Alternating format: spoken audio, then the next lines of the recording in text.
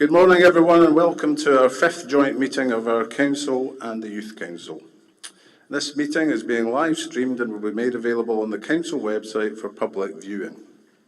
Could I remind councillors and youth councillors to follow the good practice guidance, which includes muting microphones and switching off your video when you are not addressing the meeting, writing S or speak in the Teams chat function when you want to contribute rather than raising your hand.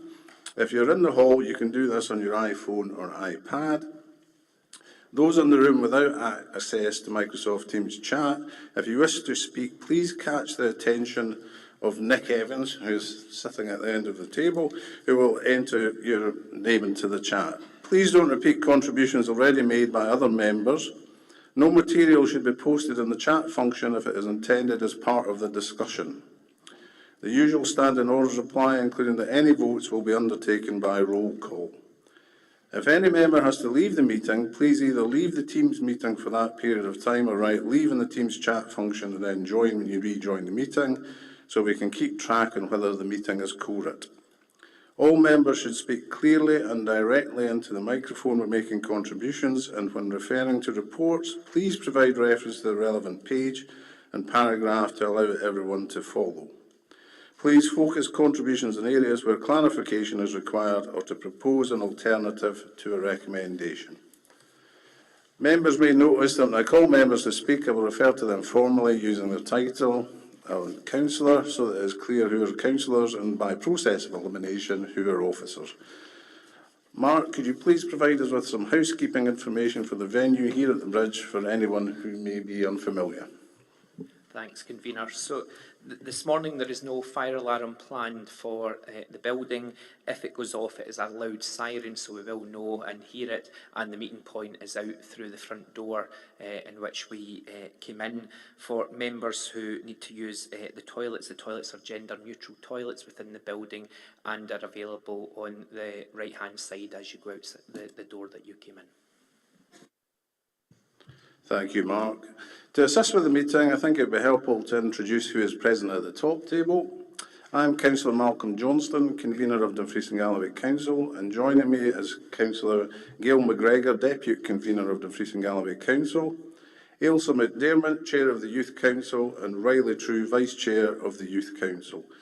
Nick Evans, sitting at the end of the table, is the Democratic Services Manager. Dawn Roberts, Chief Executive, is at the other end of the table, and I think Mark Malloy is known to everyone. This meeting will be co-chaired by the Youth Council Chair, Ailsa, and myself. Now, we have some excellent achievements to celebrate. Firstly, the Dumfries and Galloway Youth Awards were held in November 2024, with 24 finalists selected from across Dumfries and Galloway being recognised for their achievements across key categories, including sport, equality, volunteering, young enterprise and business, change-making, and culture, arts and entertainment. The 24 young finalists were shortlisted from just over 200 nominations, with the final category winners announced on the night, including the Through Young Eyes Steering Group, a group of young people from across Dumfries and Galloway who have created a research workshop toolkit and film highlighting the effects poverty is having on young people in Dumfries and Galloway, directly through the eyes of young people themselves. Josh Parker from Newton Stewart, who has excelled in the sport of powerlifting, being selected to represent Scotland at the Commonwealth Powerlifting Championships in South Africa, whilst also coaching and mentoring other young powerlifters in the region and encouraging them in the sport.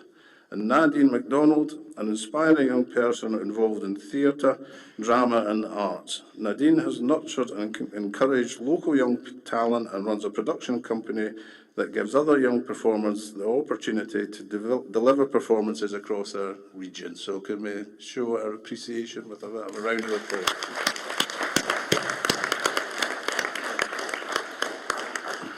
Secondly, 4 adults who have dedicated their lives and career to working with young people in our region, making an outstanding contribution to the lives of young people in Dumfries and Galloway, recently received a Lifetime Achievement Award.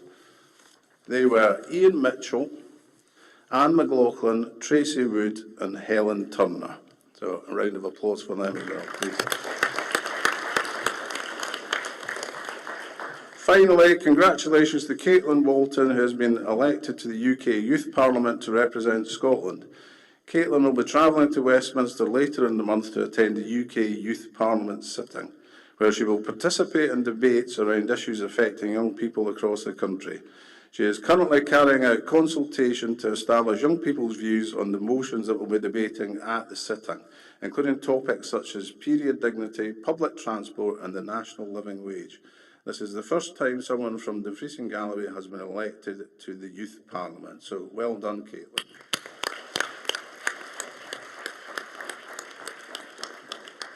The reports on the agenda today are testament to the hard work of all past and present youth councillors, and I think it is fair to say that leadership in expressing the voice of young people has been particularly important over the last year, so your role has been crucial. When we come to item 10 on the agenda, this will require members to break into committee-themed discussion groups.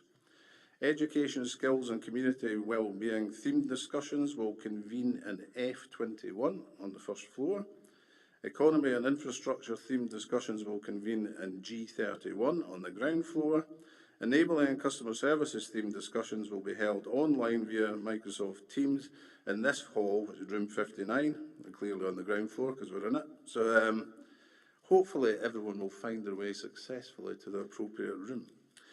These sessions will be facilitated by a ward manager and youth issues support worker and will be overseen by the relevant director or representative. Could I now invite the Chair of the Youth Council, Ailsa McDermott, to say a few words. Good morning everyone and welcome to today's joint meeting. I'm Ailsa McDermott, Ward Councillor for Annandale South and Chair of Dumfries and Galloway Youth Council. It's fantastic to see so many of you here bringing your passion, ideas and commitment to making a difference in our communities. Over the past year, we've seen some incredible work from young people across Dumfries and Galloway, projects that have made an impact, campaigns that have raised awareness and voices that have been heard at the highest levels. It's inspiring to see what can be achieved when young people come together with a shared purpose. Today we have the chance to reflect on those successes, celebrate what has been accomplished and most importantly, plan for the year ahead. This meeting is about youth voice, about making sure young people have a say in decisions that affect us. We know that when young people work together, we have the power to create real, lasting change. That's why today's discussions with our elected members are so important. In an opportunity to shape the future, set priorities and ensure that young-led ideas turn into action. I'm really looking forward to hearing from all of you, to learning about the positive work that has taken place and to the conversations that will guide us forward. Let's make the most of this meeting, be bold in our ideas and continue to champion the voices of young people. Thank you, Ailsa. So we'll now move to the tabled agenda for today. Item 1, Sedron apologies for Dumfries and Galloway Council. Nick, can you provide the Sedron and any apologies, please? Thank you, Convener. I confirm we have 25 members present in the hall, 14 members present on Teams. We've received 2 apologies from Councillors Drysdale and Marshall, and we have 2 members not present at the start of the meeting, Councillors Hislop and Scobie. Thank you. Thank you, Ailsa. Mark, can you provide the Sedron and any apologies, please, for the Dumfries and Galloway Youth Council members? Thanks, Chair. So for the Youth Council, we have got 23 youth councillors in attendance in the hall. We have 1 online and we have got 7 apologies for today's meeting. Thank you. Declarations of interest from the Dumfries and Galloway Council. Do any members have a declaration of interest they wish to make?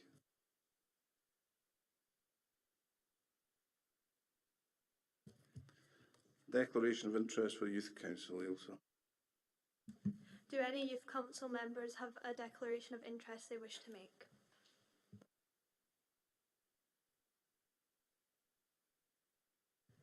No, thank you. We'll move on to item 5, which was the minutes of the meeting of 7th of February 2024. This minute was approved by the Dumfries and Galloway Council on 28th of March 2024 and the Dumfries and Galloway Youth Council on 30th of March 2024, so it's here for noting. We're happy to note. Thank you. Item 6, purpose and work of the Dumfries and Galloway Youth Council, February 2024 to January 2025, report by Head of Thriving Communities. This report requests that members agree to receive a presentation from the Dumfries and Galloway Youth Council detailing the work of the Youth Council since February 2024. Can we agree to receive this report, members? Thank you. So the presentation will be the three youth councillors who are going to introduce themselves for this report. So I'll pass over to them.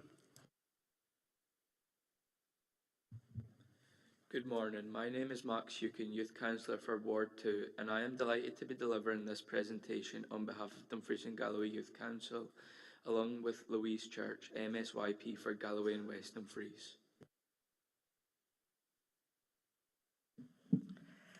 We wanted to start our presentation with a quick look at the history of the Youth Council in numbers. Dumfries and Galloway Youth Council was established in 2018 and is currently in its third term. Over that time, there has been 105 youth councillors elected to represent all 12 wards and nominated youth councillors representing the voices of some impaired groups. There is 107 miles between youth councillors from Shannar to Langham, with youth councillors elected to represent the voices of young people across the region. 8,559 young people have turned out to vote in the youth council elections.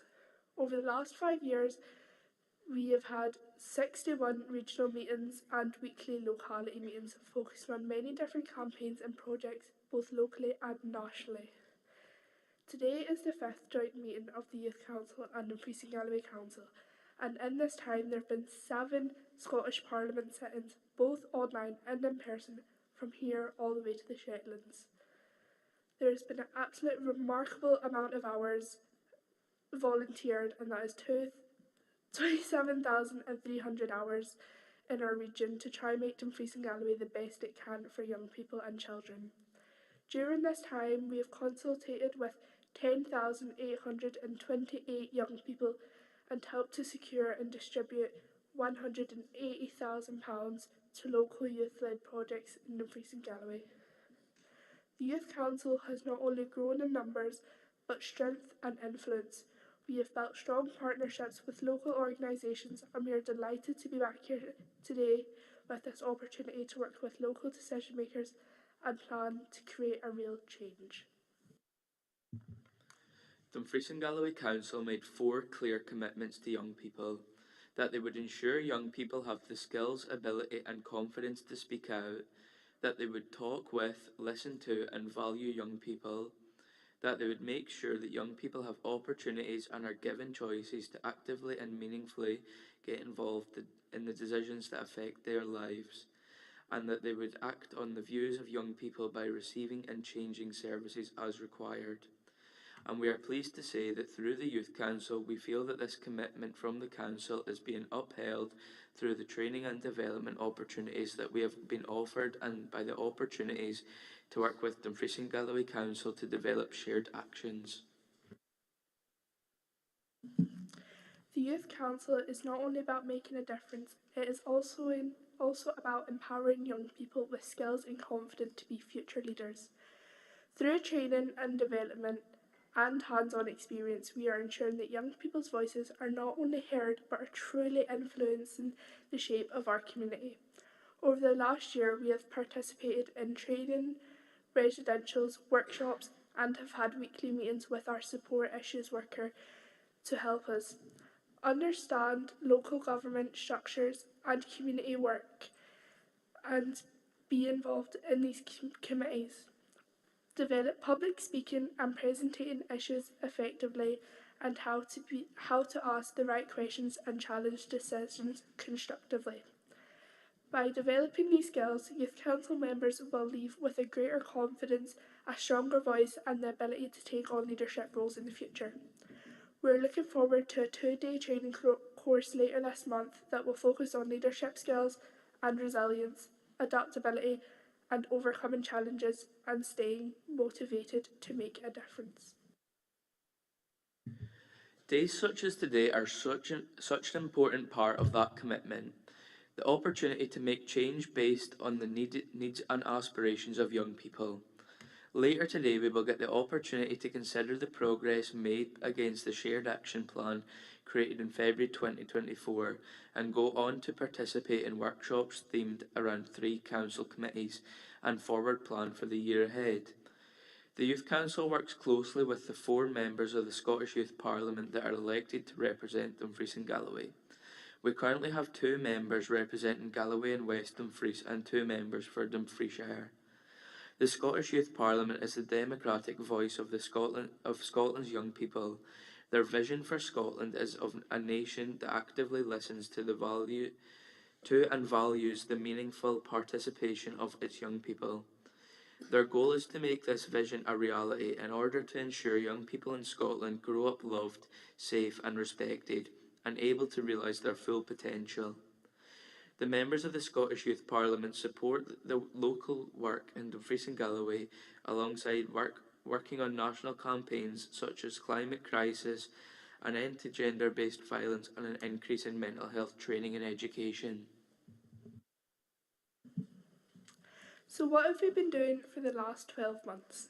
As mentioned earlier, we have been representing young people at local, regional and national level, attending meetings on these things like local place planning, feeding into local impact assessments and contributing to national consultations. We've also had a role in distributing funds through 10,000 Voices in Action, representing young people's views at scoring panels. At this time last year, we had a joint meeting in February 2024, and since then, we've continued to work hard on projects that address bullying, mental health, money, diet and body image. We attended the general election count to learn more about the process of elections, and we have supported the development of young people's tabs on the cost of living website, giving young people a place to find out more about money matters, including benefits and grants they may be entitled to. We've also represented young people's views in local consultations such as Asymmetric School Week and council budget consultations. We have also attended Community Planning Partnership joint meeting.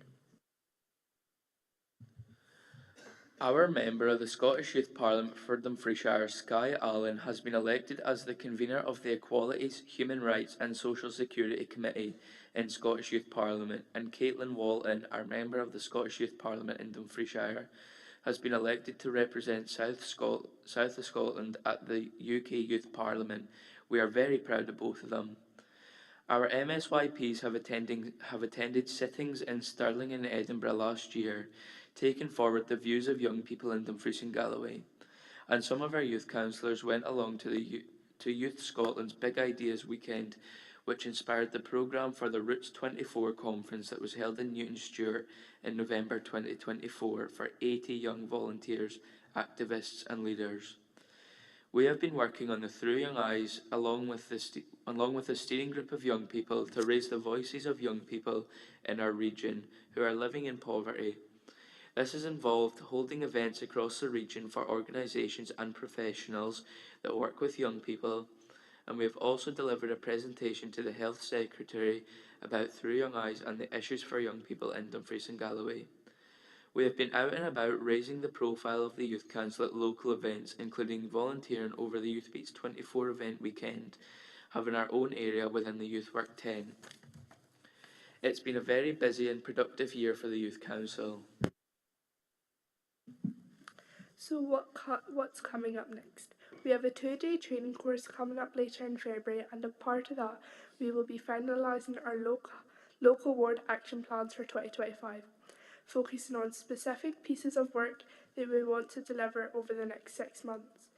We're also opening a new position for New Scot nominated youth councillor, and planning ahead to the November 2025 elections that will see a new coherence of youth councillors elected for Dumfries and Galloway's Youth Council.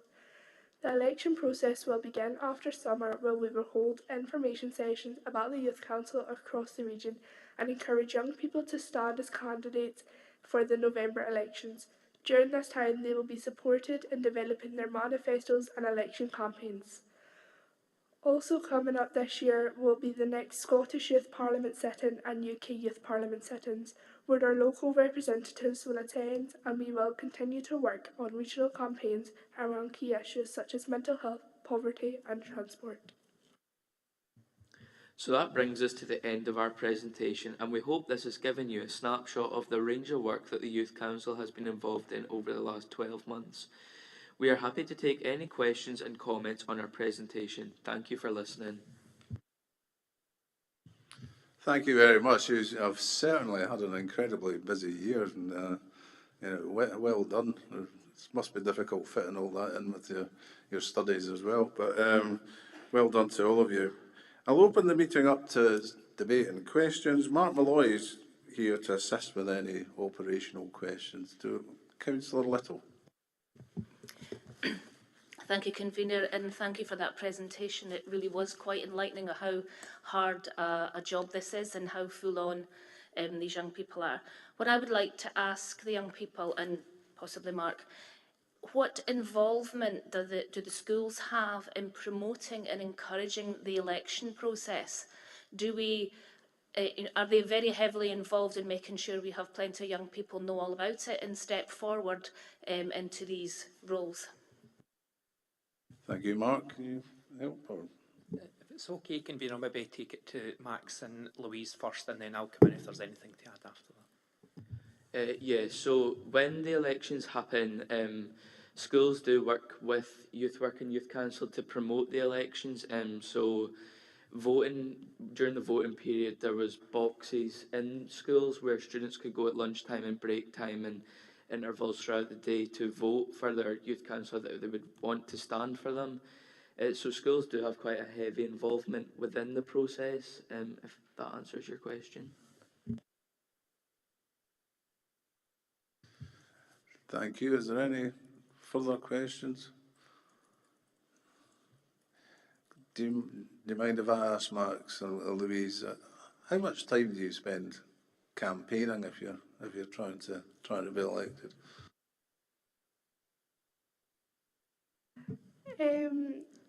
Quite a few. I certainly know from my experience, I went around a lot of school friends and tried to get my year group to kind of vote for me and stuff. But yeah, you do spend quite a lot of time trying to get your manifesto together and just trying to make people aware of it at the same time. So you do spend quite a few hours trying to get it all done. Thank you, Max. Well, I'd say you spend as long as you want on it.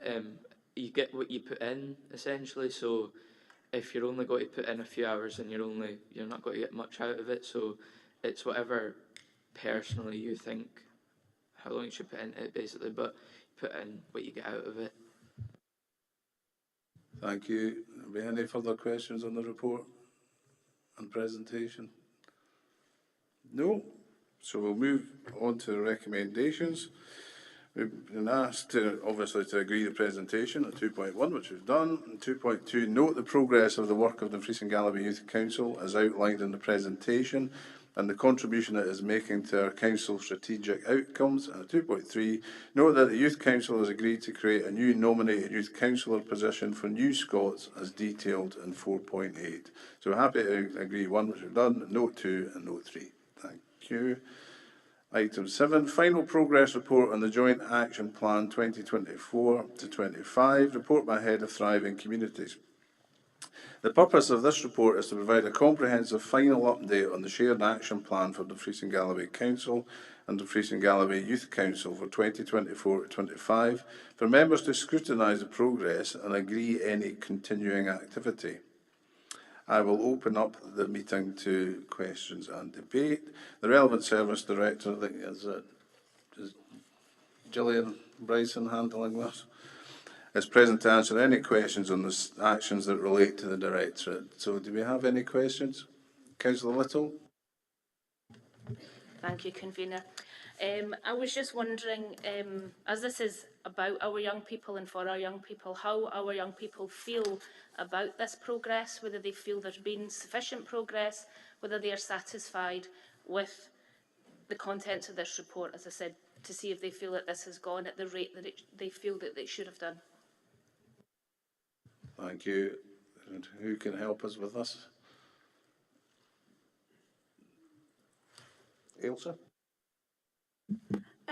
From what I've seen, I think that it's been quite good progress, especially because most of them are completed and the ones that are not are in progress. So I personally think that it's quite a good. Do we have anyone that feels otherwise? Because I know this is an opportunity to let us know whether we are doing enough. And I know how it's maybe a scary thing to speak up against the council, you know, the members, but I really would like to hear if young people feel we're not going fast enough, because we really need to be doing the best for our young people, and that is why we're here. Thank you, Councillor Little. Does anyone from the Youth Council have an alternate view? Just put your hand up if you want to speak.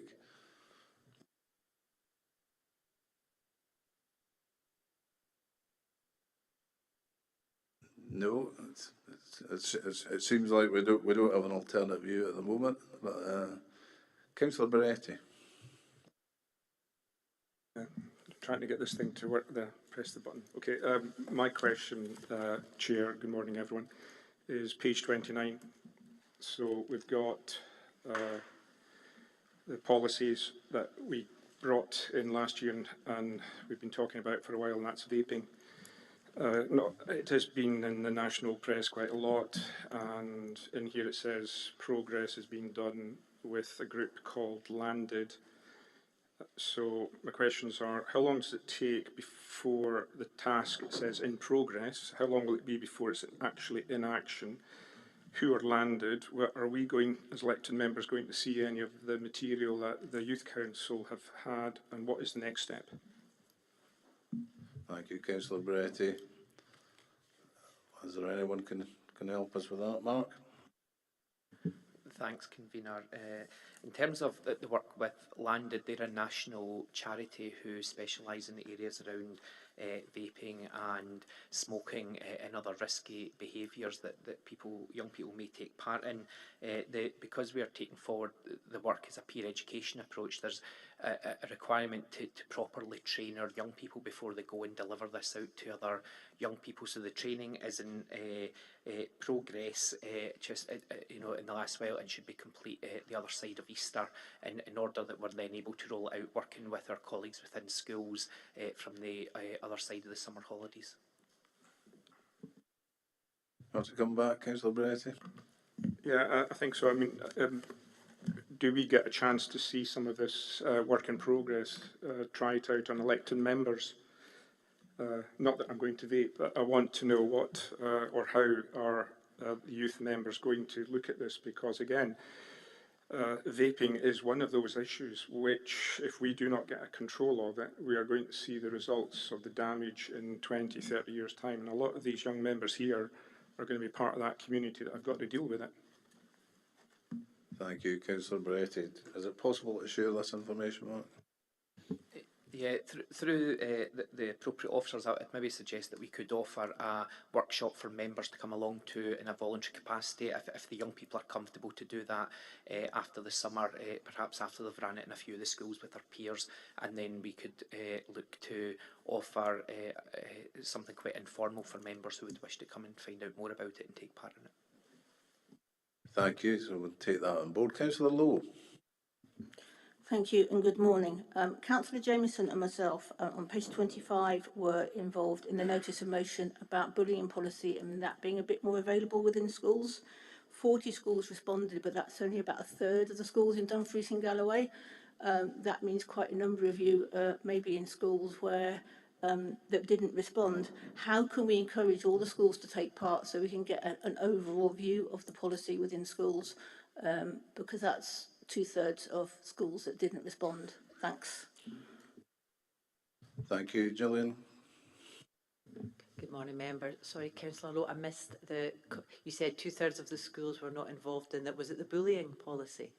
Yeah, this is the bullying survey that was sent out and only a third responded.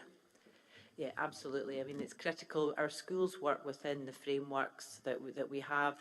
I find it disappointing if there is a perception that schools haven't engaged with that. So certainly we will take that back to make absolutely sure that they have responded through this survey. They work with us on a regular basis on all of the Respect Me and including the government guidance on included and respected. So it is surprising that they haven't responded directly through that survey, but I can certainly take that back through the individual schools and the head teachers involved. Thank you. Thank you. Councillor Slater.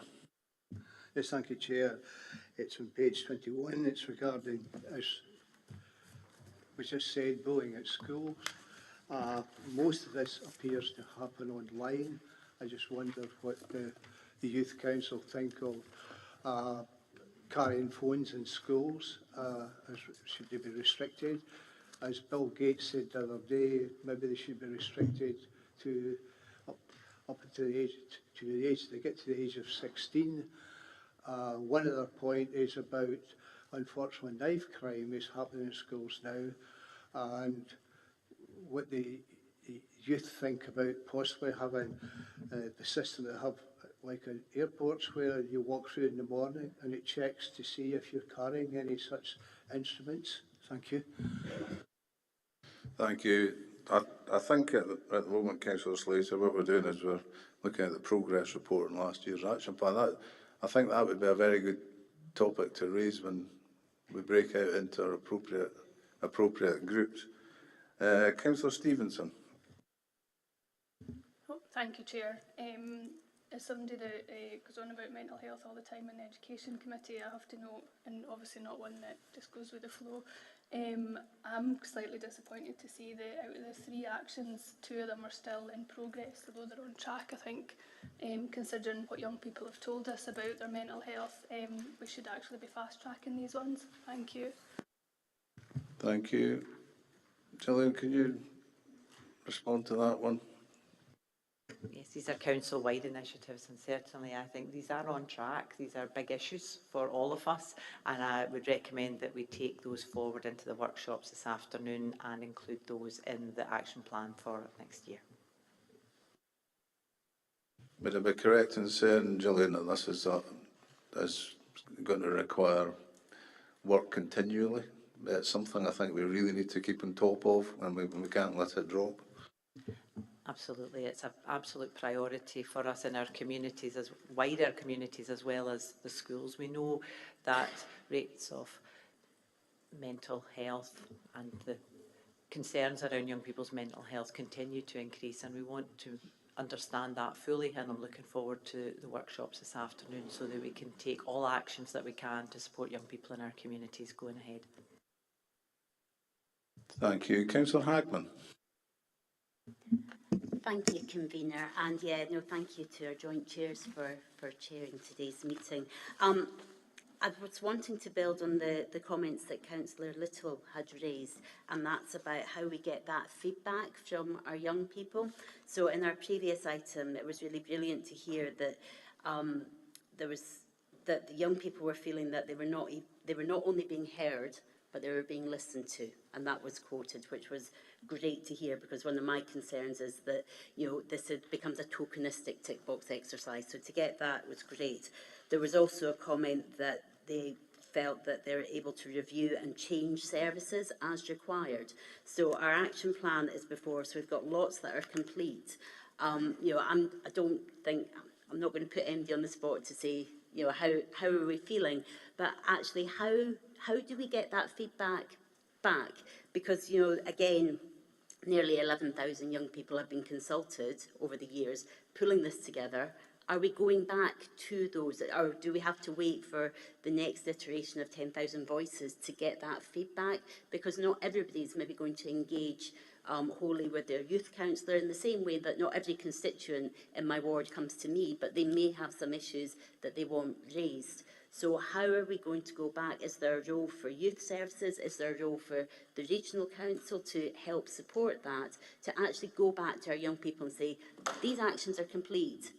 Do you recognise this as being in a positive place? Because it's really quite hard to judge. Thanks. Thank you. I think I'm going to pass that over to Mark, I think.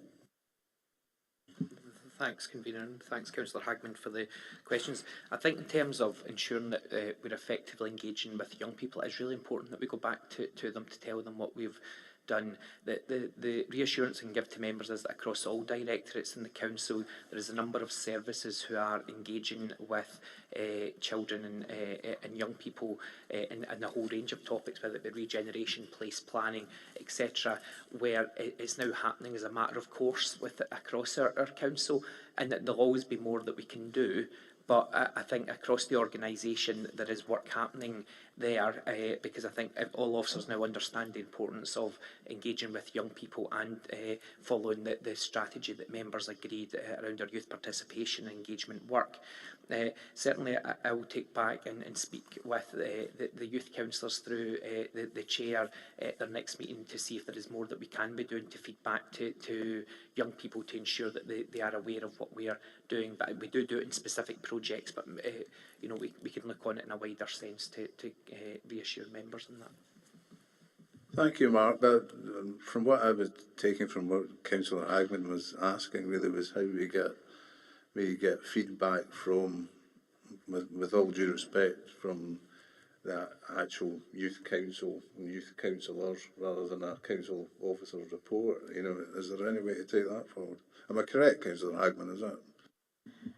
Yeah, it's. I mean, we've got complete, but what does that complete look like? You know, if we look at bullying, for example, are young people not experiencing bullying in as large numbers, or you know, it's just a bit more information of what that complete looks like. We've got a policy set of words of what complete is, but what is the reality in our schools and the experiences of our young people, and how do we capture that?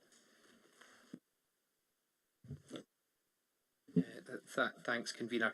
In terms of the Youth Council, that the members be aware about the ward meetings that happen in order that they can get feedback at those. And in the recent round of ward meetings, we've got the final 3 next week. So we've had them within all other wards since the start of 2025.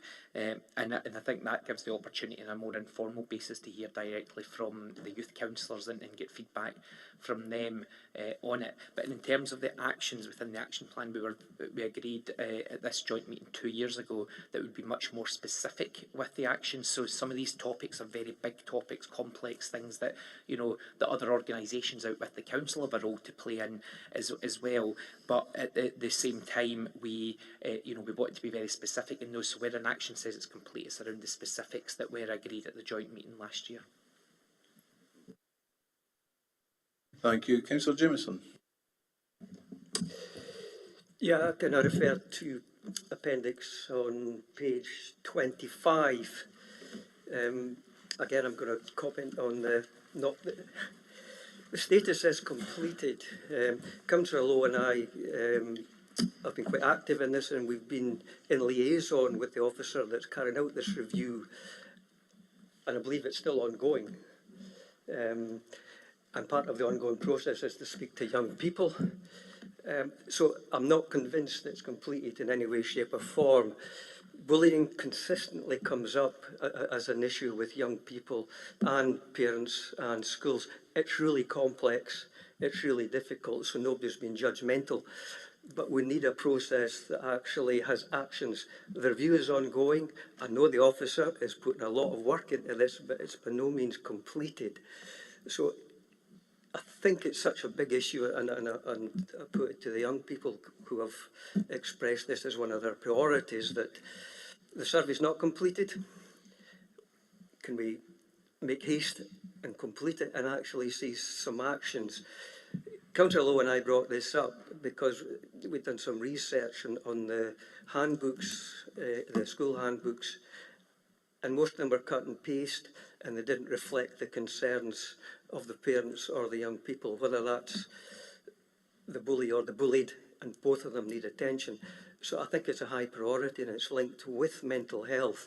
So I would just like to question the status as being completed, and given evidence suggests that it's not, where do we go from here, and what do young people want to see as the outcomes?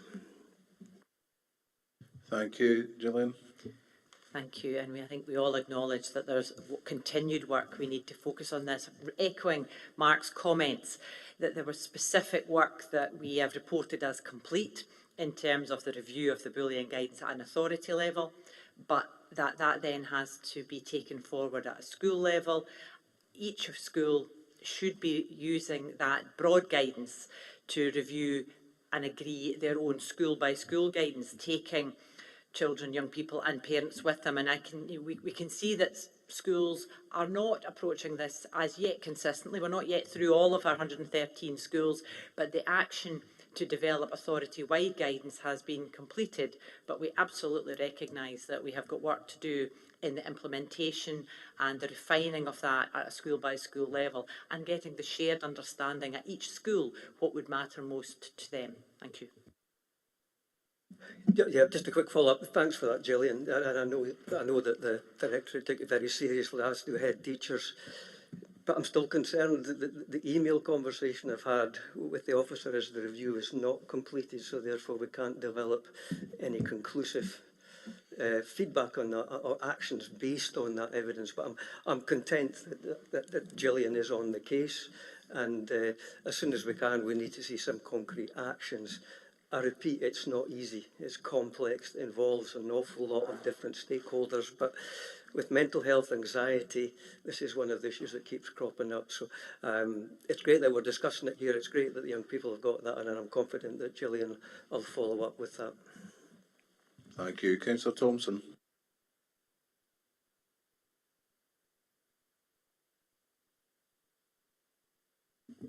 Thanks, Convener. Yeah, so it's maybe on the same theme. So on the list of actions, so on page 25, it's been touched on already, obviously, about the bullying and completed. And I think, you know, a lot of this is about identifying what the issues are. Then there's a kind of where would we like to get to with that in order to address the issues. And then part of that is identifying some actions that we think will help. So what we've done here is effectively identify actions, carry out the actions, but we've not really found out whether or not it's worked. So, you know, and that's maybe a reminder for elected members all around, which is like, yeah, actions are fine and it keeps us busy, but it doesn't necessarily deliver the outcomes we want. And if it doesn't, well, how do we know? And that's part of kind of what I'm hearing today. But clearly there's a bit of work still to do on making sure all the schools respond to the survey and that consistency actually delivers on outcomes to improve the bullying picture. In terms of the page 26, the action around consistent approach to health and wellbeing curriculum inputs, it's marked again as complete, but are we saying from the results here that we do actually have now a consistent approach to health and wellbeing curriculum inputs, or is it just, yeah, there's an interest in having some more workshops? You know, so I'm not really, and also did it make a difference to the delivery of those things in schools? Similarly, the how-to handbook, which has come up a few times, you know, it's like a sort of guide to life for young people, as it were, which is obviously trying to address an issue. It does say the content's now live on the Cost of Living website. What difference has that made? Does that get used? Do we know how many people are actually visiting that site? You know, that would be helpful to know, has it got traction? Are people using it? Or was it like a useful exercise, but it's not actually, you know, people don't know it's there or whatever. So there's no real metric to sort of determine whether or not it's been effective. So I think there's maybe something we have to be more careful about when we're coming up with these actions this afternoon, which is like, okay, we can come up with some good ideas about how to deal with identified issues, but how are we going to know they worked? And if they haven't, how do we tweak them, or do we start again? Do you know what I mean? So I think that's, similarly just with the vaping on page 29, it's in progress, but it's been considered from an HR perspective. Has joint trade unions been engaged with? Do we know where that's at in terms of, you know, banning vaping on council ground? I mean, could anybody update me on that one just as a specific? But I'm trying to make a general point, Convener, as I appreciate you'll probably take from that. But thank you. Thank you. You to a certain extent, that was really what I was meaning about the fact that these things are probably never truly completed. Gillian? I can come in first around the approach to the report, and I agree these are such huge issues and key important issues that they're never going to be completed per se, but these actions in terms of a piece of work, a piece of defined work has been completed, but I absolutely take the point we need to evaluate that. So if Mark and I take that away, that if part of that action plan is the evaluation and reporting of that work, some of this, the Cost of Living website, for example, was September and November when some of this work was live. Therefore, we need some time to go and look at that. So in marking it complete, the piece of work is complete, but there's another part of that cycle. And sometimes when we're so focused on improvements, we don't take time to reflect back on the learning that we've had or the impact of the work that we've done, and Mark and I can take that forward. And if I can hand to Lorna for the vaping. Lorna? Thank you, Chair. Councillor Thompson, so this work is progressing at the moment. The engagement with the trade unions will come. It hasn't happened yet, and that's simply because of the other areas of health and wellbeing priority that the Council's pursuing, particularly around mental health and wellbeing. I would, advise members the last time the Council took an approach to banning, which was smoking. It was very controversial, both with members and with the trade unions and staff, and indeed the public. And we'll need to take some real understanding of the banning on our grounds. So that could be parks and other things, as well as our own office and school premises. So these are things that we want to engage with the public about, with our staff, and indeed through the Youth Council and members as well, to make sure that we bring that forward, as well as trade unions. So it is a complex piece of work, but it is progressing at this stage.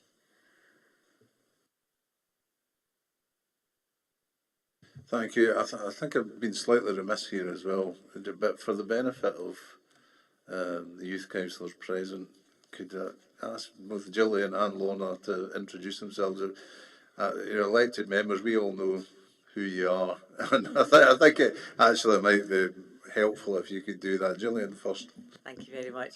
I'm Gillian Brightson. I'm the Executive Director of Education, Skills and Community Wellbeing, and delighted to be here today. My remit covers the schools, employability and a range of our community services involving youth work. So I'm very proud that the team are here today. Thank you. Thank you. My name is Lorna Meehan. I'm the Executive Director for Enabling and Customer Services with the Council, which covers a remit of a lot of our internal support services, as well as customer service centres, our assessor and electoral registration officer, and many things around our finances and resources as well. So thank you. Thank you. Maisie, did you want to come in? Just back to the bit about the bullying. I don't know if it's on the Earl scale. What does it? Excuse me, Ben, could you move the microphone a bit closer to help Maisie out? I don't know if it's on the Earl scale. What does it? The bullying QR code, it's supposed to be anonymous, but the deputy head keeps it in her office. So you've got to go into her office and get it off her to scan it. Let me take that one up with you offline, Maisie. I'll pick that up. Thank you. Thank you. So you'll take that forward, Gillian. Thank you very much. I've got a kind of list of people. We'll come back to you later, Councillor. Unless it's specifically on that thing, was that about that?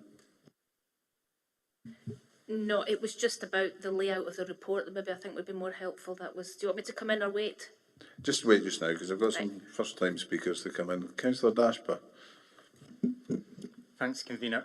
Page 29, we've got at the top, further rollout and development of the Feeling SHIT, pardon my language, a survival kit to support mental health in young people and stuff. It then says that work is ongoing now to source external funding to cover the costs of the toolkit. I'm just wondering if this is something which we've agreed as a joint body and that we're supporting, is there any avenues for this to be funded internally and in-house rather than, I know we're very reliant on external funding for youth council things and budgets are tight, but as a, this is something which we've agreed as a full council, is there any avenue for in-house funding for this? Thank you. Thank you, Gillian. Can you help with that? I can certainly look to Mark with I don't have the projected cost for that. I mean, certainly I have seen the toolkit, benefited from the toolkit. Again, it would be useful to get a sense of the valuation of the toolkit and how many have been utilised, how many we therefore need and what the projected costs are, but I'm sure that Mark will already have had that in the bids that he's making to external agencies. We work very hard to make sure that we bring in as much external funding, and Mark's team are very experienced at bringing in external funding to this organisation. So if we are unsuccessful in that, I am sure we will find a route to produce that if young people feel it is valuable. Thank you. Thank you. Mark, can you elaborate? Just to add, I think that for a number of our projects within Youth Work Services, that it's not necessarily about the end product, about the toolkit itself per se. It's about the process that the young people go through in terms of them as a group and working with them around developing funding applications and the budgeting and the meeting with funders. That's part of the skills development. I think, as the director says, we'll go away and look at it, but I can let members know that I believe there is a funding application into a funder at the moment, and we should hear imminently around that. And I think as council resources are reducing, that if we can maximise external funding, we should maybe look at that first, and then, as the director says, if that's unsuccessful, we could look at it internally.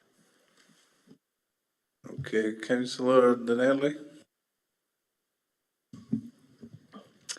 Thank you, Convener. I'm Councillor John Denley, Ward 3, D in Glenkins.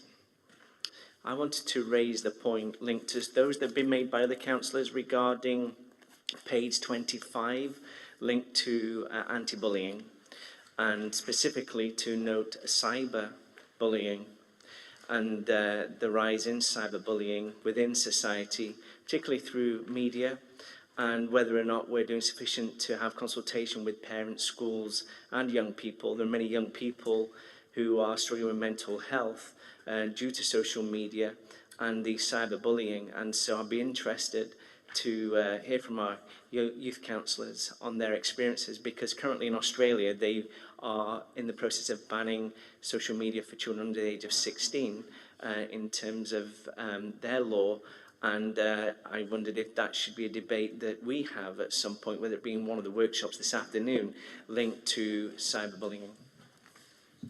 Thank you. I think you're echoing the comments of Councillor Slater actually on that subject. So I'll just bring Gillian in to the mention about cyberbullying. Thank you, and I would look forward to that discussion this afternoon. It's a very live debate. It's a hot topic. We have parent council information, and we also have the head teacher strategy group are meeting today to discuss our authority-wide approach to mobile phones in schools, but clearly that is related to the issues that you raise. We have also had the trade unions who are also concerned around our approaches across Scotland to make sure that we have supportive and consistent approaches to mobile phones in schools. Our current position is that we have a school-by-school approach, and therefore the individual school can negotiate with their own parent council, their own pupil council, and bring on board school-by-school approaches to the use of mobile phones in schools. That's the current position. That is progressing satisfactorily, and some schools have an outright see it, lose it. Was it see it, hear it, lose it, I think, and other schools have a different approach. If there is an appetite, and as Lorna mentioned to the previous item, an outright position can sometimes be quite controversial. We have people who are very supportive of mobile phones in schools, and we have those who are very much against them. But if there is an appetite for an authority-wide position, the voice of the Youth Council would be critical to that. Thank you. Thank you. Rosie, did you want to come in? Oh, sorry, Lizzie. Thank you. I'm Lucy Walk, the Youth Councillor for Nith. I just want to give a perspective on what was being said about cyberbullying and a potential phone ban or looking at phones in schools. Cyberbullying is unfortunately a thing that can happen anytime, anywhere. With the development of technology, people can be contacted in the middle of the day and at night, and it's just unfortunate that can happen at any time. And I think as much as a lot of people are looking to move to a potential phone ban in schools, see it, hear it, lose it, I think it should be done on a school-by-school basis, but also on a case-by-case basis, because as much as phones can be used for cyberbullying, it can also be used, especially by disabled students, to support them, especially with mental health. I know a lot of disabled students who use phones as a different way to communicate and try and manage their mental health. And I think cyberbullying should be looked at as something to stop before it happens, rather than policing phones and educating children that cyberbullying is the same as real-life bullying and can potentially make a bigger harm, and know that their words online are the same and maybe cause more impact than the ones that they say in person.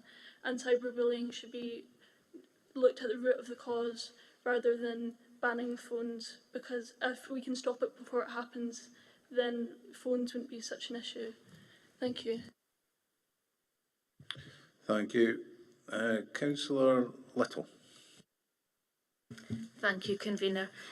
Well, it was regarding the format, the sort of layout of this report might be a little bit more helpful. I understand that many members have come in stating that the status part that's completed, as we know they're not completed, and I understand Gillian's reasoning behind it's the action that's gone out that's completed. So perhaps if that was before the progress update, as in the action status, so then that's completed, then we would have our progress update and then possibly another column with outcomes or results after that. I just think it would have stopped all those questions about why are we saying at the very end that everything's completed when it's only a certain stage it's completed. I don't know if Gillian understands what I'm trying to say there. Absolutely, yes. And there's always balances to be struck in terms of brevity and making things readable for people, but I completely take your point. There are always next steps, and we'll look to take that forward in the next process of reporting. Thank you. Councillor Stevenson. Thank you, Chair. It's just on wording. I hope you can hear me. Just on page 25, it says almost all schools will be involving children, young people and parents in the development. My understanding is that we've signed up to the UNRC, which means that the children have a voice and they should be heard across all schools, not almost all schools. And again, parent councils should be involved in the development of it as well. And if there isn't a parent council, then the wider parent forum should be consulted on it. So just on the wording, it shouldn't be almost all schools. It should be all schools that are considering everybody's voice and when they're developing their guidance. Thank you. Thank you. That's something that's came up in some of the comments earlier about consistency across the school estate. I'm assuming you're working towards that, Gillian. Yes, I did note that. I would expect all schools to consult with their pupils, the parent council. As you say, some schools don't have a parent council, but all schools should have an engagement process with their stakeholders. Thank you.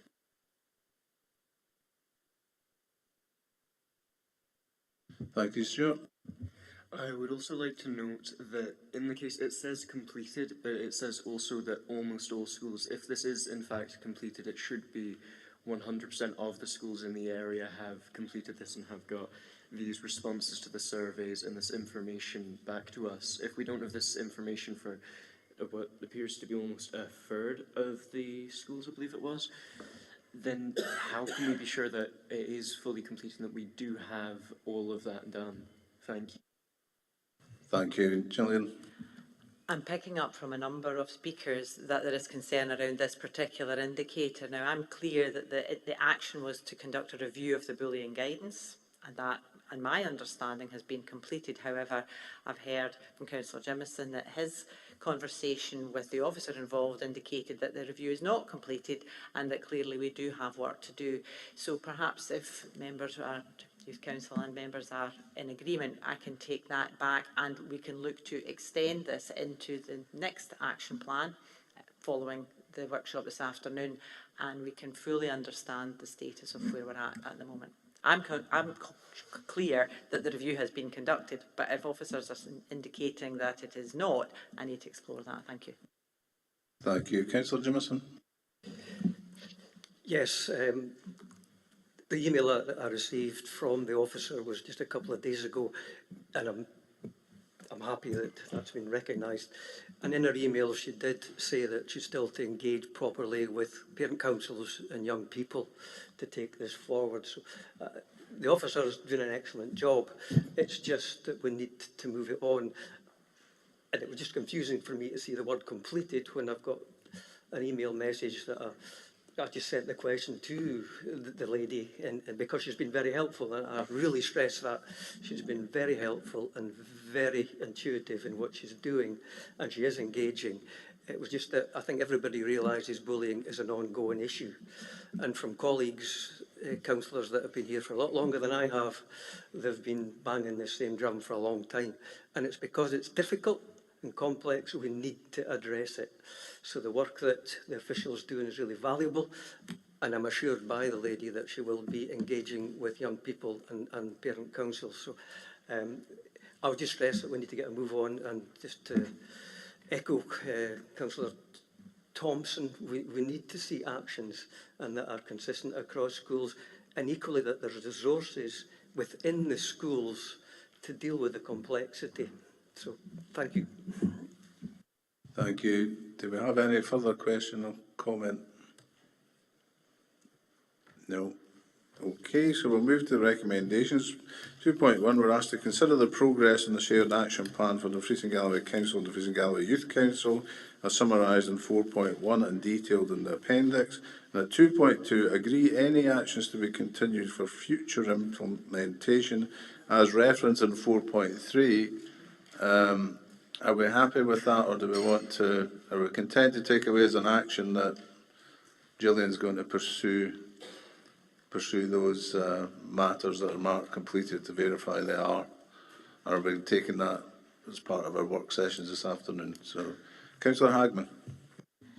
Thank you, Convener. I'm just wondering, do we need to put in an additional recommendation to ensure that we get feedback from, I think Mark had a good turn of phrase that he used in terms of taking that forward, but does that need to be captured in the recommendations as well? That was why I asked the questions. I think it should, Councillor Hagman. So I think we'll have it. Can we have a 2.3 agree that we'll take forward a feedback report, or how did you word it, Mark? Councillor Hagman's got a better memory than myself. I think if we were just to add a recommendation that we'll provide further feedback to members through the regular ward meetings that are happening, it means that the feedback can happen at a ward level based on your areas, and I will consult with the relevant officers about how we could potentially bring a further update on the progress, capture members' thoughts on it, and I'll speak with the relevant directors on that to look to take it forward. Thank you. Are we happy with that? So we'll agree 2.3. Thank you. Now we'll move on to item 8, the progress report on the Dumfries and Galloway Children's Rights Report Action Plan 2023 to 26, report by Assistant Director of Schools. The purpose of this report is to provide an update on progress in relation to actions for Dumfries and Galloway Council agreed as part of the Dumfries and Galloway Children's Rights Report 2020 to 2023. I see Darryl's there. Darryl Little, Children's Service Manager, is on Teams to assist with any operational questions. So I will open the floor to questions and debate.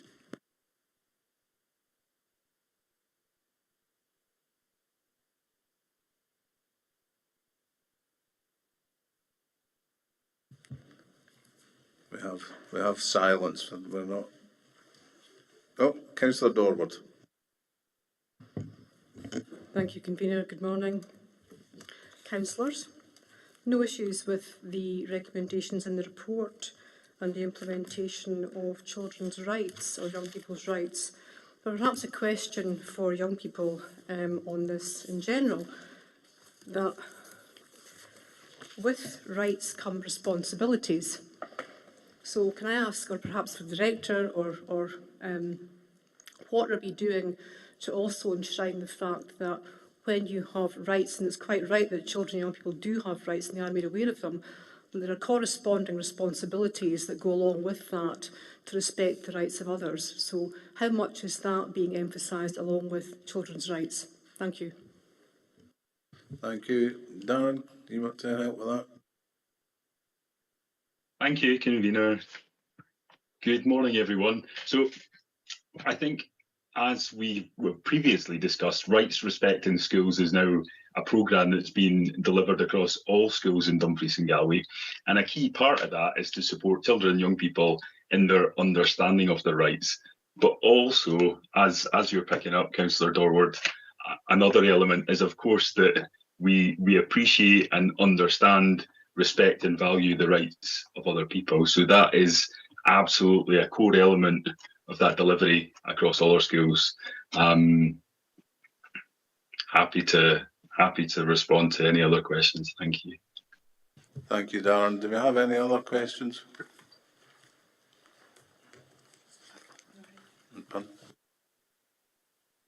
Riley's got some questions. Thank you, Convener. I think the first one is in page, I need to find it now. Jeez, can't remember the page, but it said that there'd been work with, I think it's UNICEF, to extend the Rights, Respect in Schools programme. How is that currently looking? And then I'll give you my second question at the same time, Darren. It says at 4.8 that the next rights report is due to be published as soon as practical after the 31st of March. Last time around we had a member officer youth council working group. Is that something that we're looking at doing again, or is it going to be a whole entirely different approach to creating the next UNCRC report? Darren, if you just want to come in. Thank you, Convener. Thank you, Riley. So, in terms of the Rights, Respect in School Award, Scottish Government have previously, for the last couple of years, Scottish Government have allocated funding for all schools in Dumfries and Galway to be able to participate in the programme. That funding comes to an end at the end of this financial year. However, we've been able to find budget to allow us to continue with the programme, certainly for the next academic year. And so at the moment, we're waiting on UNICEF to come back to us with a sort of partnership agreement, which we've indicated we'd like to proceed with. So we're just waiting on UNICEF to furnish us with that agreement, and then we'll hopefully be moving forward. So the Rights, Respect in School programme will continue in Dumfries and Galway. In terms of your other point, in terms of next steps, we've committed to repeating the engagement process that we undertook in November 2023. So as you'll recall, because you were involved, Riley, and others in the room, Youth Council, supported by Youth Work, came up with an engagement toolkit, which professionals across the partnership then used to facilitate discussions with young children, young people around their rights. And so the plan is that we'll repeat that in November this year. Before we reach that point, our current thinking was that we would have a catch-up with you, the Youth Council, to discuss how we move forward with the development of the rights report. So that's the current position, that we need to have a conversation out with this meeting just to discuss how we take that forward.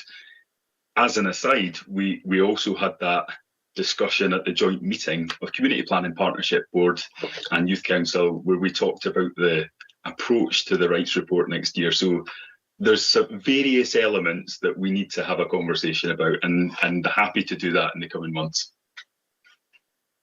Thank you. You happy with that, Red? Yep. Councillor Hagman. Thanks, Convener. It's a technical question I've got on page 43. It states that policies and procedures are compliant with the UNCR. Now, that's been enshrined into Scots law. We're going to get an update to ensure that in March 26, but if we're not compliant, how does that sit now that it's been enshrined in Scots law? Where do we sit in a legal point from that? Thank you. Thank you, Darren. Can you confirm whether or not we're breaking the law? I can't give that judgment. What I would say is that the rights agenda requires progressive realisation. There's an acceptance that we can't, within Scotland, we can't change things overnight. We're making changes. This council has made a commitment through the action plan to advance children's rights in Dumfries and Galway. And I think that the appendix and the previous discussion on items reflects that we are making progress. In terms of specifically policies and procedures, we have a process within the organisation, within Dumfries and Galway Council, that requires us to carry out impact assessments when we're developing new policies, new strategies, new plans. Also when we're making updates and changes, so there is a process there. And also as officers across the organisation are carrying out the review of policies and procedures, they are giving consideration to children's rights throughout that process. The UNCRC Act that was passed last year isn't the only driver around children's rights.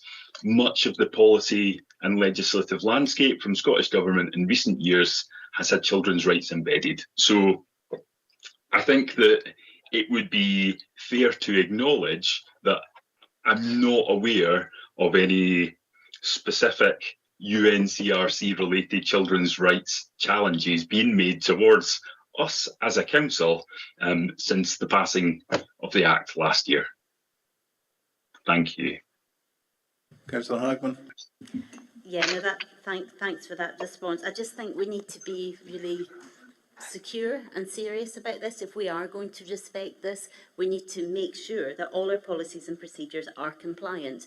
And certainly my understanding is this is a legally binding position. So, you know, we need to be bold enough to say this is important. So waiting till March 26, 2 years after the Act was enshrined into Scottish law to get that assurance that we're compliant, I think that's quite a long time. I think it would be useful to actually have an endorsement that we are fully committed to this. And I think the comments made by Councillor Stevenson about the fact that some schools were being contacted and it should be enshrined, we're not quite there. So if we can give a renewed focus to that, I think it would be welcomed. Thank you. Thank you. Councillor Dashper. Thanks, Chair. I'm looking at page 49 in relation to children's employment. So we've got our own bylaws on the employment of children. To my knowledge, it's been quite some time since the council's actually looked at these and they've been in front of elected members. Is it possible for us to, even if it's just re-endorsing it, what scrutiny do we have in terms of making changes or just looking at that policy in terms of employment of children? Thanks.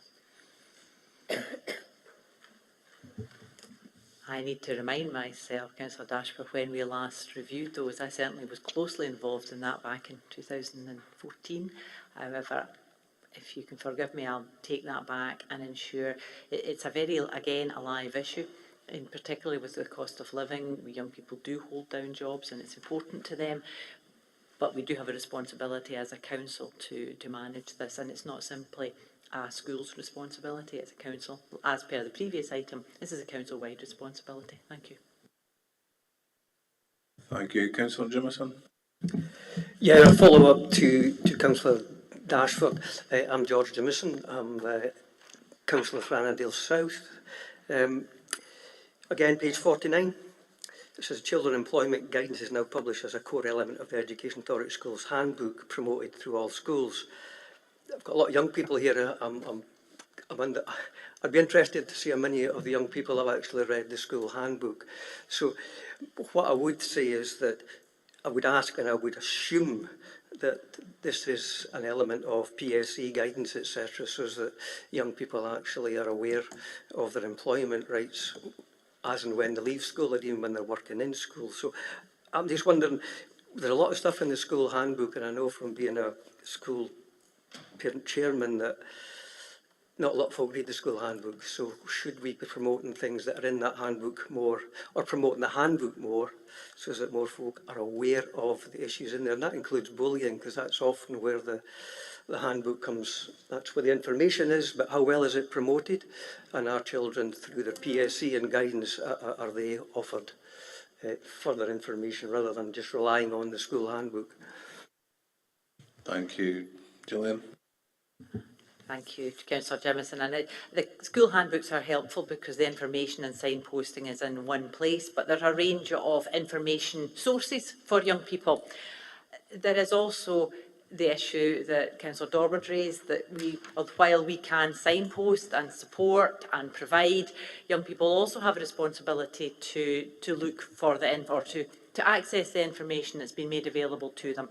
But I do recognise that we've got to make that as accessible as possible for young people. Thank you. Thank you. Skye. Hello, I'm Skye, the MSYP for Dumfriesshire. I have a question relating to page 49, but I suppose it's a wider question for the whole document. Regarding the employment rights of children and young people, I know there has been work to promote this, but how are we making sure that this is leading to practical change for young people? Like, how are we ensuring that this change is actually having a practical impact? Thank you. Thank you. Again, that's a recurring theme as to we've carried out actions and have the work, basically. Gillian? Thank you. And certainly I think that's a very timely question. We are aware of a lot of young people who do work, and I would hope that if there were issues or concerns around working practices that the young person would feel confident to draw that to someone's attention. But I can't assume that that's always easy to do. So I think this is clearly an area that we need to look at, to raise awareness both with our young people and with our employers, and that we can work through our partners to make sure that young people are aware of their rights and that those rights are indeed upheld. Thank you, Skye. Thank you. Do you have any further questions? No. We'll move to the recommendations. We're asked at 2.1 to consider the background requirements set out at paragraph 4.1 to 4.8 and at 2.2 to scrutinise the progress to date in relation to the agreed council actions as reflected in the appendix and provide feedback to officers as deemed appropriate. So I think we've noted 1 and scrutinised 2. Thank you very much. We now have an update on Dumfries and Galloway Young Women's Network. This report is by the Head of Thriving Communities. The purpose of this report is to provide an update on the work of the Dumfries and Galloway Young Women's Network, with reference to its action plan and alignment with Dumfries and Galloway Council's youth participation strategy. The report outlines the network's achievements, ongoing initiatives and its contribution to our council's strategic objectives, and we are asked to agree to receive a presentation from the Young Women's Network. Are we happy to receive the presentation? I assume yes. So we have a presentation being presented by the 2 young women who are presenting along with Kelly Ross, who is the team leader for the youth work. We've got Laura Kilty, Youth Development Worker. Mark is here to help with any operational questions. So can I ask the young women to give us their presentation? Thank you. Good morning, everyone. My name is Ailey and this is Demi Lee, and we are here today to talk on behalf of Dumfries and Galloway's Young Women's Network. We are 2 of 16 young women and girls involved in this project. We're delighted to be here today to tell you a bit about our work. For the last 3 years, our network has provided a platform for young women and girls aged 14 to 25 in Dumfries and Galloway to have their voices heard, celebrated and respected. Our work includes issue-based campaigns, networking events, training opportunities and more, but our mission remains the same. We dream of a world where young women can thrive, where there is gender equality, a world free from bias, stereotypes and discrimination, that is diverse, equitable and inclusive. A world where our differences are valued and celebrated.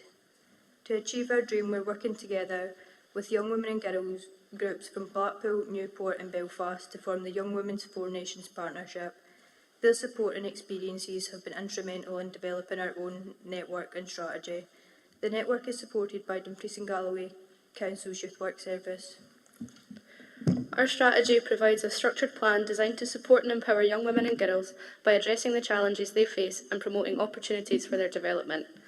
It can be used by individuals and services to help shape policies, programmes and services that create positive opportunities and address barriers that young women face in society. It fits perfectly alongside the Dumfries and Galloway Youth Participation and Engagement Strategy in order to meaningfully involve young women and girls in decision making and highlight the issues we face here in Dumfries and Galloway. Our work also complements frameworks such as the Promise and the UNCRC while contributing to Dumfries and Galloway Council's strategic outcomes, health and wellbeing, education and learning. 2024 certainly was a busy year for our network. Not only did we become a constituted group, but we launched our first 3-year strategy to support and focus our future projects. This strategy categorises our work into 5 key themes and was shaped by the views and experiences of local young women and girls from across Dumfries and Galloway. We'll talk a bit more about the themes in a minute. Some other highlights from the last 12 months include securing funding from the Young Game Changers Fund to employ a dedicated youth worker to support us in our mission, hosting an International Women's Day conference in Stranraer that brought over 200 young women together from Dumfries and Galloway and the 4 Nations for a weekend of motivational workshops and inspirational speeches, delivering our 137 Challenge campaign to raise awareness of gender-based violence during the 16 Days of Action, our project visit to Belfast, where we met with other young women and girls groups to learn and share our experiences as part of our Four Nations work, being invited to Scottish Parliament to learn more about women in decision-making and leadership, holding our first regional young women's football tournament in Dalbeattie as part of our campaign to get more young women involved in sports, and being nominated as finalists in the Group of the Year category at the 2024 Dumfries and Galloway Youth Awards. We're absolutely delighted to have recently launched our Young Women's Mentoring Programme, designed to support, guide and empower young women through mentorship from experienced and inspirational female role models. The project will provide a safe space where young women can develop confidence, skills and aspirations for the future. We held our first in-person meeting with mentors and mentees on Monday evening, and we would like to take the opportunity to thank the elected members and senior officers who came along to give us support. We are really excited to see how this project evolves over the next few months and welcome the opportunity to work with and learn from you all. So, a quick look at our 5 themes and what we hope to achieve over the next year. The first one is Stronger Than Ever. This theme looks to inspire young women in sports and arts, develop leadership and explore career pathways. In response to the issues raised, we have pledged to actively promote existing opportunities that are available across our region, provide opportunities for young women to explore a range of careers, encourage sports clubs and leisure providers to open up coaching schemes and volunteering specifically for young women, and provide taster sessions in sports and art-based activities.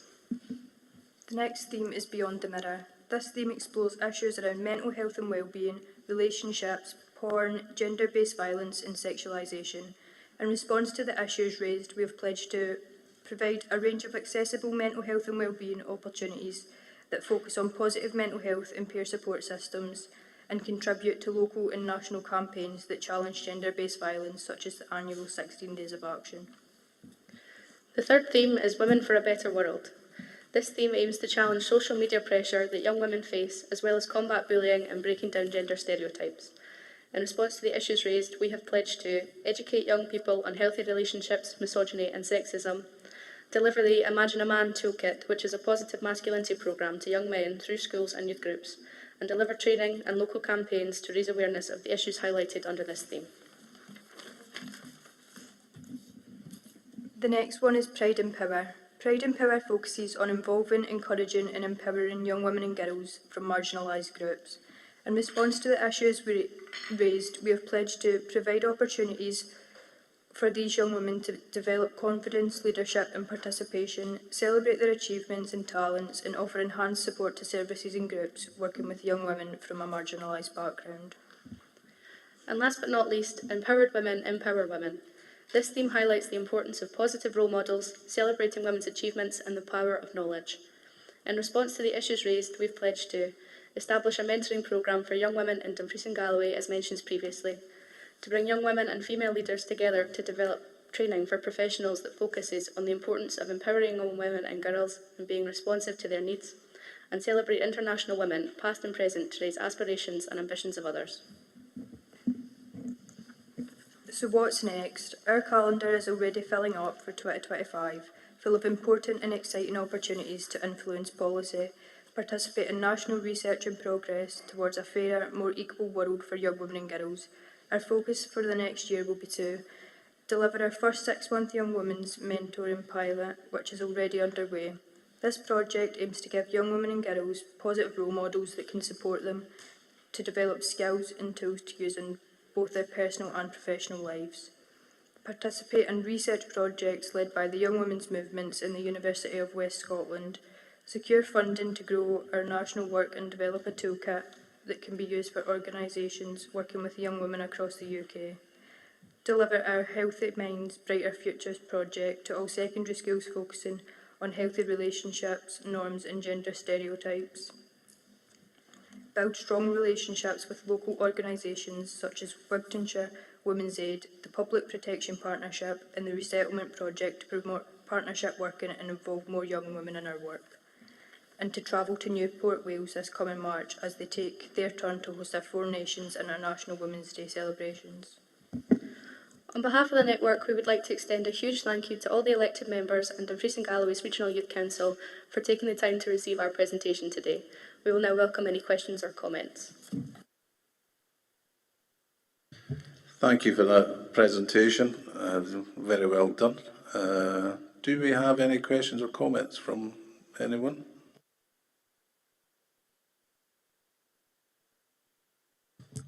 Councillor Hagman. Thanks, convener. Yeah, no, that's fabulous. I think I just wanted to say I'm so privileged to be invited into the space of the Young Women's Network as one of the mentors. We had our first session on Monday, and they're such a fantastic, fabulous, full of energy and enthusiasm bunch of women, and I'm so privileged to be in there. So I just want to say thank you for inviting me into your space for that. I think it's so important that we recognise the intersectionality of women, and I see that in abundance through the work on that. So I really welcome that going forward. I think as a local authority, I've often raised the issue that we need to be really mindful of our policies and that gendered lens that we can look through, because so often issues that women and girls are facing are just invisible to society so often. So again, I just commend the network for raising these issues. My question is in regards to the Reclaim the Night aspiration. I'm so excited to see that. I know that other local authority areas have events all over the country, often coinciding with the International Day to Prevent Violence Against Women and Girls, which then culminates in Human Rights Day. So I don't know when you're planning that. I would just also be really mindful, we've got a huge region, so if the events are always based in Dumfries, sometimes people in the west of the region might not be available. So I don't know if there's a way to try and combine the whole region and to bring the whole region together with that. But I'd be really delighted to help and support. And yeah, if I'm free, I'll be absolutely there to walk on the streets with you. Thank you. Thank you. Does anyone have an update? What?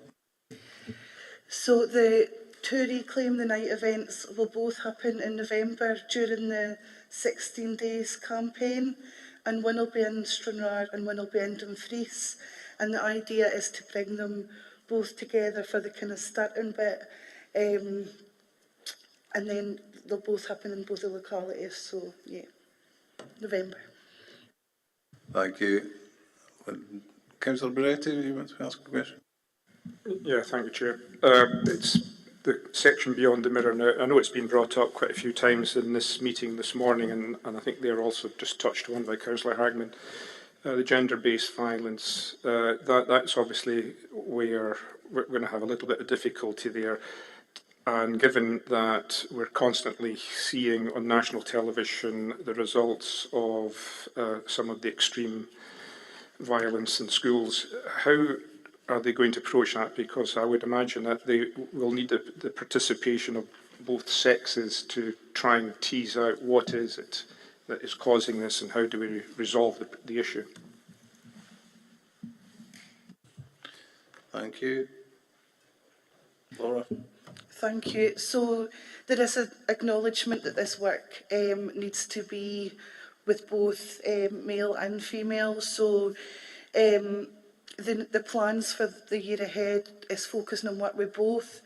We've been working with the Public Protection Partnership to develop campaigns. One of the really successful ones at the end of last year was the 137 campaign that young people were involved in across the region, and that is in response to the global figure of 137 women and girls per day that are murdered by a partner or a sibling or a family member. So we worked with Global Aid to deliver that, and that involved both girls and young men as well. So we've got the Imagine a Man campaign that's been developed by YouthLink Scotland, and we've started to roll that out in youth groups and in some secondary schools as well, looking at positive masculinity and harmful masculinity and how we sort of change the narrative in that.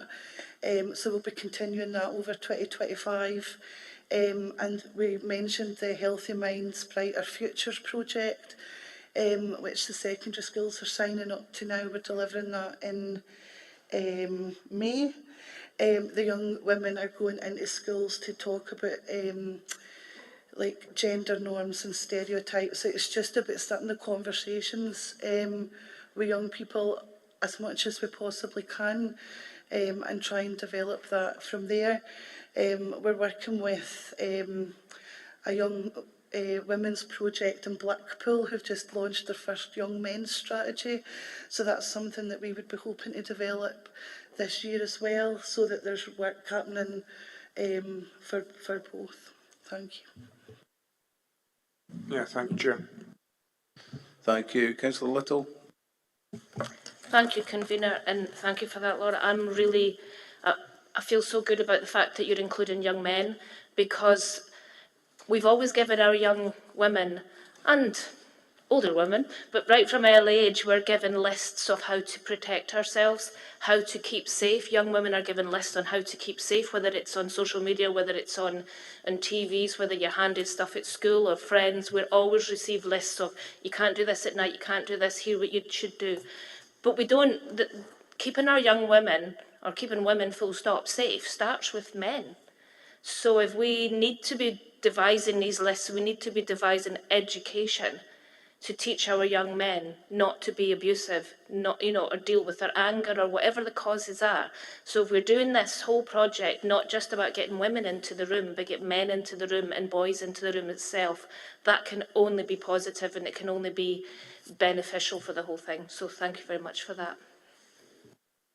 Thank you. Do we have any further questions? Councillor Marshall. Thank you, Convener. No, I just would like to say congratulations for this body of work. As a father of two young girls who are currently 9 and 7, I would hope in the coming years as they grow, they are afforded the same opportunity and possibilities that their male counterparts would have. So I think this body of work is extremely important. Looking at the presentation, is it just the kind of older secondary school age, or is there an opportunity to maybe go earlier into primary for that earlier intervention? Thank you.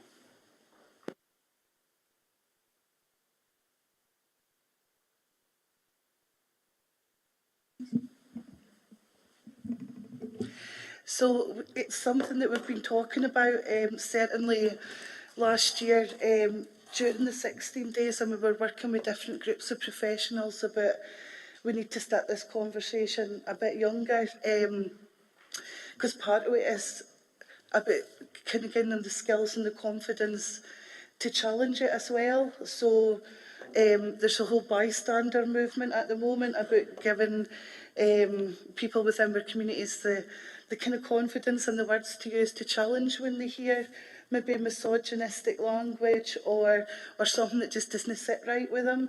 And I think it's something that we've been looking at to bring the age back a wee bit. At the moment, the sort of work we're doing is targeted at that age group, so we need to then rethink our resources so they're appropriate and it's the right language and approach for younger children. But I think it is something that we would be really interested in moving forward with this year as well. Thank you. Councillor Dorward. Thank you, Chair. Thank you for the report. It's great to hear the work done today. It's absolutely fantastic, the work that you're doing. And it's really good to see the ambitious and bold strategy for the next 3 years. So well done on that one. Specific question on page 68 in terms of pride and power and engaging with and involving marginalised groups. Sometimes marginalised groups by their very nature don't want to raise their head above the parapet and don't want to be noticed. So what are your plans broadly to increase their participation in and increase their voice in their agency going forward? Thank you. So at the moment we're having discussions with different organisations that would work with young people in marginalised groups. We've got a Galentine's event coming up next Saturday that we're working with the resettlement team. We're also working with Youth Scotland on pop-up Pride events that we're supporting across the region, and young parents as well. So we're trying to get it to where young people are at, and we're hoping that, like, over the course of the next year, as the profile of the Young Women's Network is raised through the different projects that we're working on, that young people might come to us as well. Because at the moment it's a lot of us kind of setting the parameters and that sort of thing. So I think we're on the right track for that, though. A lot of people know what the Young Women's Network is now. And when we're going into things, people are asking about it, so that's a really positive move for us. And the work with the Four Nations is just so invaluable, because we are learning from absolutely brilliant organisations in Blackpool, Newport and Belfast as well. And we went a visit to Belfast just in December to look at some of the work they're doing with these harder to reach groups as well, so that was really good. Thank you for that. And I think you're right. I think word of mouth is one of the best ways of sharing information. So, great idea. Thank you. Thank you. And with that, I think we'll move to the recommendations. 2.1, we were asked to receive the report, which we've duly done. 2.2, note the progress made by the Dumfries and Galloway Young Women's Network as detailed in 4.6 to 4.8. And 2.3, agree to endorse the network strategy and action plan as detailed in the appendix. So we're happy to note and agree. Thank you. We'll now move on to item 10, which is developing a shared action plan for 2025 to 26. Again, it's report by Head of Thriving Communities, and we'll pass over to Ailsa. This report provides members with the arrangements for the development of the shared action plan for 2025-26 between Dumfries and Galloway Council and the Youth Council, based on the response to the findings of the 10,000 Voices report. Mark Malloy is present to assist with any operational questions. Elected members and youth councillors will be divided between three groups that are identifiable by the members' labels. The Enabling and Customer Services Committee group will be a hybrid, so that members joining online will join in that group. The other two groups will move to the identified breakout spaces. As previously mentioned, these sessions will be facilitated by a youth issues worker and a ward manager and overseen by the relevant director or representative. All members will spend approximately 30 minutes in their theme breakout sessions before coming back together in this hall to feedback a maximum of 2 actions to be progressed over the coming year. And if I remember rightly from last year, it was actually quite difficult to tie it down to two actions. We ended up having to combine a number of actions into one, just so it was 2. Following on from the breakout sessions, all groups will feedback their identified action to the wider membership. During the feedback sessions, members will have the opportunity to comment, commend and scrutinise the proposed actions. Now, I'd like to ask for the members in the Enabling and Customer Services hybrid group to join the separate Teams link for the breakout discussion, which will be facilitated by Stuart Hamilton and Jordan Wishart in this room, and will commence once the other groups have left the hall. Now, I would like to ask for all members of the Education, Skills and Community Wellbeing group to follow Ingrid Gemmell and Rebecca McClymont, who are standing at the entrance with their hands up to room F21 upstairs. So, they're waving their arms over there.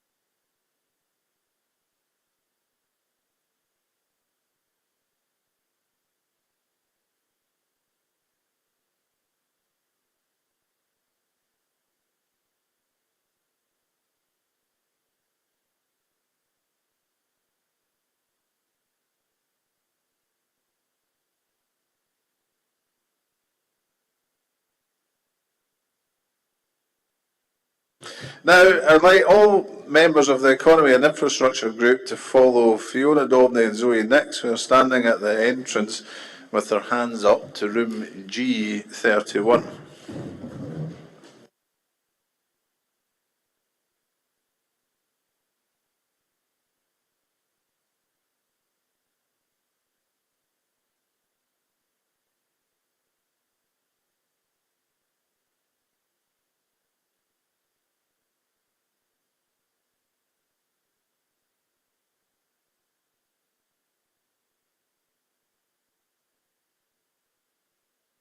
Could the people that are staying in this room for their section, could you kind of all move up to the front and kind of get a bit closer together up here?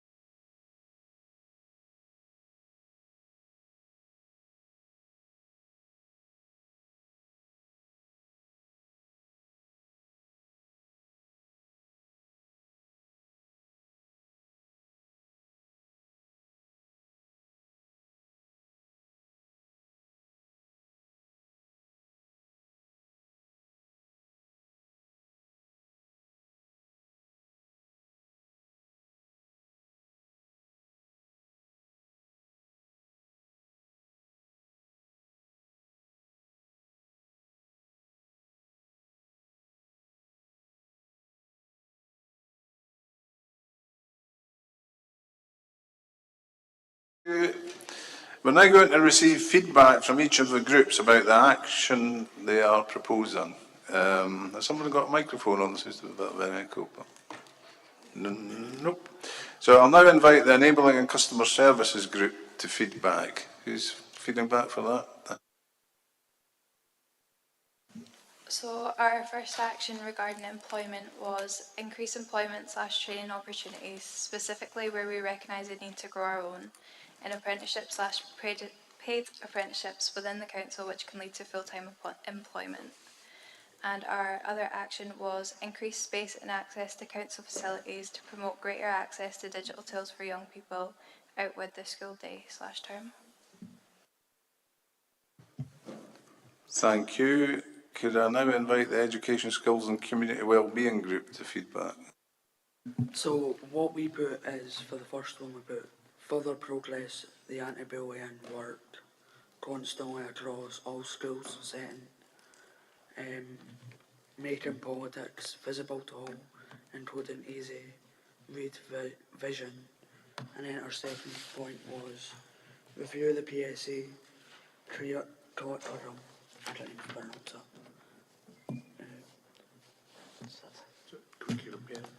Curriculum and guidance for young people, and to promote and continue the encouragement of the how to use website. Ryan, could you get a bit closer to the microphone? Do you mind just running through that again? Because we're not picking up the sound. Yeah, both of them, please. Right, so for the first one we put further progress to the anti-bullying work constantly across all schools setting, making politics visible to all, including easy read vision. And then our second one we put review the PSE curriculum and guidance with young people, and to promote and continue the encouragement of the how to use websites. Thank you. Can I now invite the Economy and Infrastructure group feedback? Our actions for transport were to use a target lobbying strategy to encourage an increase of funding to the transport network, and to work with the Youth Council to realign services to improve connectivity.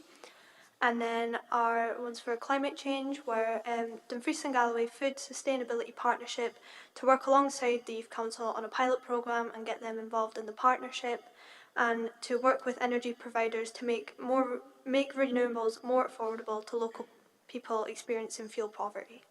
And then, while I've still got my mic on, thank you for all the group presenters.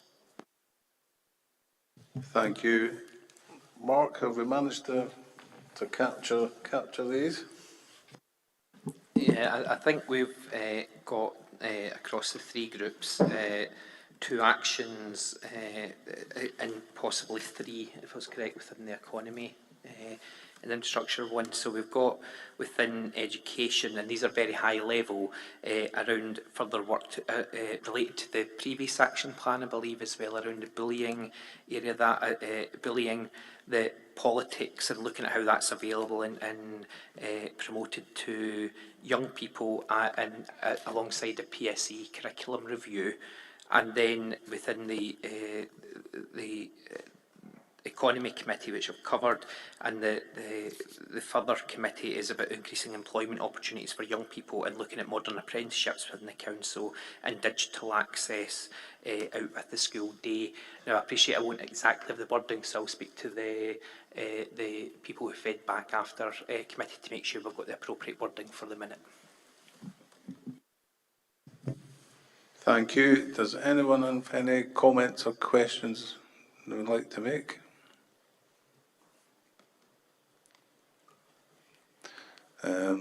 When will we get feedback on how we're taking this forward, Mark? What's within the report, Camilla, is that anything that requires further member input will come to the relevant service committee in due course. And what that normally means in practice, based on previous years, is that we would take an update to the relevant service committees after summer recess to allow some of these actions to have time to be progressed and considered. Thank you. If we have no comment or questions, I'll just move to the recommendation.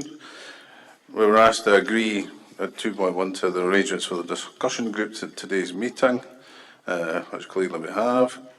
We would agree that actions and shared action plan as proposed in paragraph 4.9 and 2.3 that a progress report is submitted to the next annual joint council meeting as referenced in paragraph 4.13. So we're happy to agree 1 to 3. Item 11. Actually, I'm just going to go back to the previous item just briefly because as an observation, I tend to think the half-an-hour session has actually been slightly too short, and I think we maybe need to look before the next meeting to how we facilitate these groups and these discussions, because to get more benefit out of it, I think it would have been beneficial. I don't know whether it's beneficial to. I kind of jokingly suggested to Ryan that we start at 7 in the morning and do the breakout sessions first, which he didn't seem to agree with. But anyway. So, Councillor Tolson. Thanks, Convener. Yeah, totally support that. I think more priority should be given to the breakout sessions than the rest of the meeting, to be fair, because that's the bit where, I suppose, from a selfish point of view, we get to hear directly from the youth councillors about the priorities. Hopefully, and I'm hoping that the breakout sessions we heard more from youth councillors than councillors, but I'm sure that's maybe not true in every group, but we can work on that. The other thing was just on the recommendations being agreed. While we've got actions there, I think what came up in the earlier item about the progress tracker was it's not just the actions, because there's a fine point about agreeing an action, and we can say, yeah, we completed that action irrespective of the outcome. So I think we want to move away from that kind of wordplay to get to a place where we've agreed an action, and the spirit of that is to get this type of outcome and how we measure that. So if that's included in the type of report we get back when we're following up, that would be helpful, if that's okay with everybody. Thank you. Thank you. Councillor Stevenson, was you on the same lines? Pretty much, Chair. Just as some of the youth councillors gained their confidence, the session was over, so in actual fact I never really got to hear much of what they wanted to say, and I kind of feel that what they were saying was really important to us when we were sitting making decisions in committees. Just an observation on the other one was we broke it down to the 3 service committees, but one of the most important committees on the council is the poverty, equality and housing, and I feel that maybe next time we should look at maybe a separate group for that, because some of that feedback goes right across all the service committees and it's important to hear. Thank you. Thank you. We'll take those on board. So, move on to item 11, which is any other business deemed urgent by the chairman due to the need for a decision. I've not been notified of anything. So I would now invite the Vice Chair of Youth Council to say some closing remarks. Riley? Thank you, Convener. I will try and keep these as short as possible because I know we're now 2 minutes over schedule. My name is Riley True. I am the Ward Youth Councillor for Locker Ward and the Vice Chair of Dumfries and Galloway Youth Council. On behalf of the Youth Council, I would first like to extend our thanks to all elected members and council officers whose hard work has made today possible. With special thanks to Laura and Zoe from Youth Work and Tracy Sonko from Governance for what I know has been countless hours of hard work behind the scenes to make today possible, even if it has came around much faster than expected. Over the past 5, almost 6 years of the Youth Council, your commitment to ensuring that young people across our region are heard, listened to and treated as partners in the work that you do is truly remarkable. Today, that commitment has been further solidified. From the progress made through our joint action plan to the UNCRC report, we have witnessed firsthand the Council acting on the voices of young people, fulfilling the promises made in the youth participation and engagement strategy we agreed upon last year. And as we close this joint meeting, it's often a time for reflection. This will be the last joint meeting before a new cohort of youth councillors and members of the Scottish Youth Parliament will be elected in November. While it may seem some time away, it will no doubt come along faster than many of us want, ending for some of us a chapter in our lives we never wished to close. But before then, there's still much work to do, from local ward action plans and implementing the actions we've just agreed upon, to preparing the next installation of our Council's UNCRC report, all before we meet again next year. And as closing speeches often go, me and my predecessors making this speech, Ellie Wadsworth, Cameron Greer and Finlay Anderson, all agree that Dumfries Galloway has one of, if not the strongest youth councils in Scotland, if not the world. I would say the world, but I don't have the facts. But beyond that, we also boast one of the most powerful youth participation networks. From Listen to Us group to the Chameleons, and as you heard of them from directly today, the Young Women's Network. Our region has a variety of unique groups that, while diverse in their own way, all work together to ensure that young people are listened to. I urge you to continue to listen, take note, and take action, as you always have, both to us as a representative body of the young people of Dumfries and Galloway, but more generally to young people from any walk of life. And on a more personal note, as I come to what I said to the Locker Ward Youth Councillors at our meeting, my retirement in November, I wanted to pay tribute to the many youth workers, both past and present, who have helped us all, from the current oldest youth council member, first elected in 2021, to those that were only just recently elected a few months ago. Every one of them, past and present, have done what youth work has always done, to not only develop and upskill us, but to be a person that we can turn to for our blether whenever we need it. To all of you, thank you so much for what you've done over the past 4 years I've been involved in youth work to make me who I am today. And I'm sure many others, not only in the Youth Council, but across our region will agree. And so, probably to everyone's delight, I will finally conclude with a small quote from Franklin D. Roosevelt. We cannot always build upon our future for our young people, but we can build our youth for the future. Thank you.